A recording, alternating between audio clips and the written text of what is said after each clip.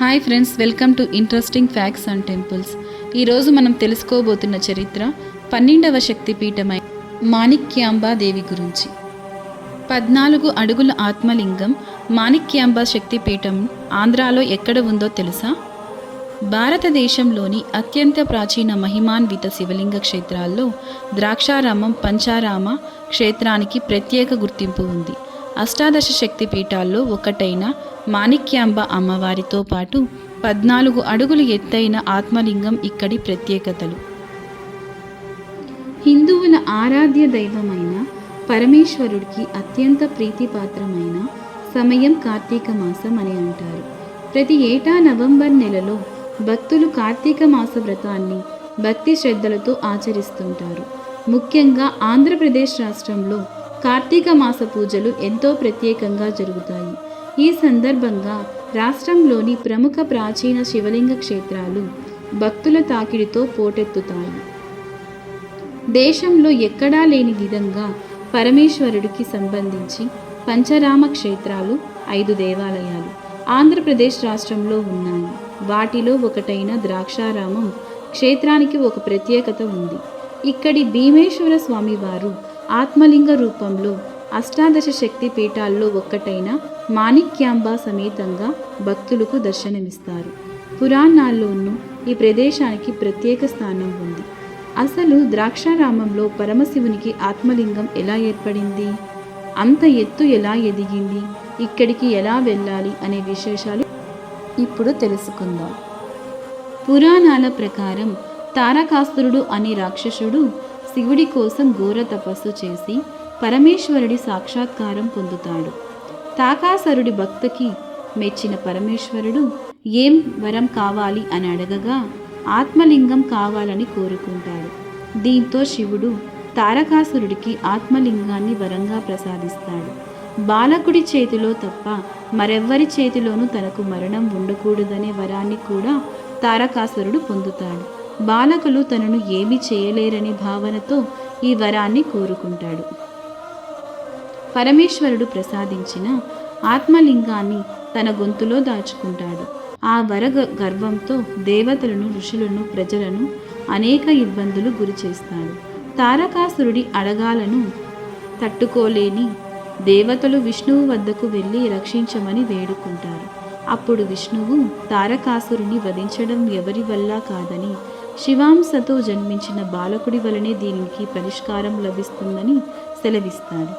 దీంతో దేవతలు పరమేశ్వరుని శరణు వేడగా పరమేశ్వరుడు పార్వతీదేవితో కలిసి కుమారస్వామికి జన్మనిస్తాడు. రుద్రగుణములుడు ఆధిపత్యం వహించి కుమారస్వామి తారకాసురుడిపై యుద్ధం చేస్తాడు. ఆత్మలింగాన్ని ఛేదిస్తేనే తారకాసురుని వధించడం సాధ్యపడుతుందని తెలుసుకొని తారకాసురుని గొంతులో బాణాన్ని ప్రయోగిస్తాడు.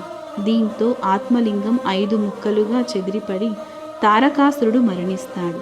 భూమిపై 5 ముక్కలుగా పడిన ఆత్మలింగాలను అదే ప్రదేశంలో కుమారస్వామి, ఇతర దేవతలు ప్రతిష్ఠించారు. అవే ద్రాక్షారామం సహా ఆంధ్రప్రదేశ్ రాష్ట్రంలో ఉన్న పంచారామ క్షేత్రాలు. చాళుక్య రాజైన భీముడు ద్రాక్షారామం ఆలయాన్ని నిర్మించడంతో దీనిని భీమేశ్వర ఆలయంగా పిలుస్తారు. మాణిక్యాంబ శక్తిపీఠం మహాశివుని ఆత్మలింగంతో పాటు అష్టాదశ శక్తి పీఠాల్లో ఒక్కటైన మాణిక్యాంబ అమ్మవారు ద్రాక్షారామంలో భక్తులకు దర్శనమిస్తారు. పురాణాల ప్రకారం సతీదేవి తన తండ్రి దక్ష ప్రజాపతి తలపెట్టిన యజ్ఞానికి రావాలని భర్త పరమశివుణ్ణి కోరుతుంది. భార్య కోరిక మేరకు ఆహ్వానం లేకపోయిన పరమశివుడు యజ్ఞానికి హాజరవుతాడు. శివుణ్ణి ఎప్పుడు ద్వేషించే దక్షుడు యజ్ఞశాలలోనే ఆయన్ని అవమానిస్తాడు. భర్తకు జరిగిన అవమానాన్ని సహించని సతీదేవి అక్కడే ఆత్మాహుతి చేసుకుంటుంది. దీంతో ఉగ్రుడైన పరమశివుడు వీరభద్రుని సృష్టించి దక్షుడి తల నరికిస్తాడు. సతీదేవి వియోగం నుంచి పరమేశ్వరుని బయటపడేయడం కోసం విష్ణువు ఆమె శరీరాన్ని 18 ఖండాలుగా చేస్తాడు. ఆ శరీర అవయవాలే దేశంలో 18 చోట్ల శక్తి పీఠాలుగా అవతరించినట్లు చెబుతారు. ఆ శక్తి పీఠాల్లో ఒకటైన మాణిక్యాంబ ద్రాక్షారామంలో పరమేశ్వరుడి ఆత్మలింగ సహితంగా భక్తులకు దర్శనమివ్వడంతో ఈ క్షేత్రానికి ప్రత్యేక గుర్తింపు లభించింది. దక్ష ప్రజాపతి యజ్ఞం చేసిన ఈ ప్రదేశమే నేటి ద్రాక్షారామం. పూర్వం దీనిని దక్షారామం అని పిలిచేవారని, కాలక్రమంలో అది ద్రాక్షారామంగా మారినట్లు చెబుతారు.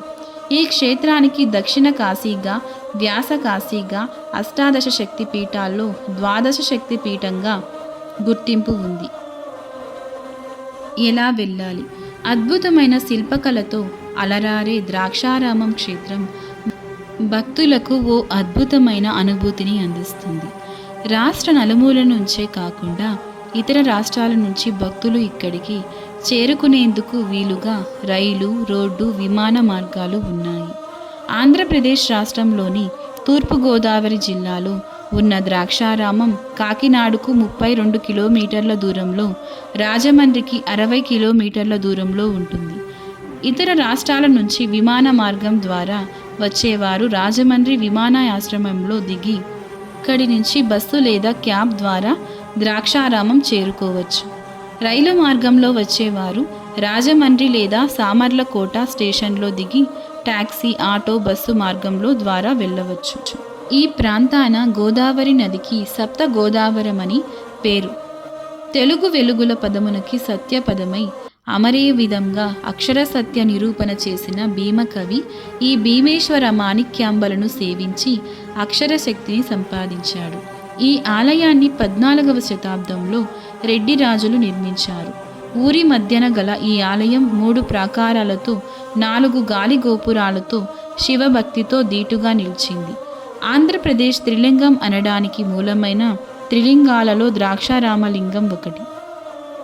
ఆలయం లోపల గోడలకు రత్న దీపాలుండేవని ప్రతీతి. గర్భాలయంలోని చీకటి కోణాన్ని అవి వెలుతురతో నింపేవని చెబుతారు.